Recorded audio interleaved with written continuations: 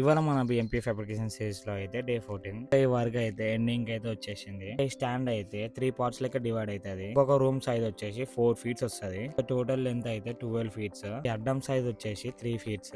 దీనికి యూజ్ చేసిన పైప్ అయితే దో ఇంకా పాత రేకులే మనం అడ్జస్ట్ చేసి దీనికి చేసినాము. పక్కన గ్రిల్స్ కూడా పాత దాంతో అడ్జస్ట్ చేసి రూమ్స్ లెక్క డివైడ్ చేసినాము. సైడ్ అయితే ఫైనల్ గా ఫినిష్ అయిపోయింది. టోటల్ గా మనం ఏమేమి చేసినామంటే 12x12 షెడ్ స్టెప్స్ మీద వాటర్ పోకుండా అయితే కంప్లీట్ గా ప్యాక్ చేసాము. బట్స్ అయితే 12 ఫీట్స్ లో 3 రూమ్స్ లెక్క డివైడ్ చేసి వేసినాము. ఒక రూమ్ సైజ్ వచ్చేసి 4 ఫీట్స్ అయితే వస్తుంది. ఫైనల్ గా అయితే ఒక్కొక్క అవుట్పుట్ అయితే మీరు చూడొచ్చు.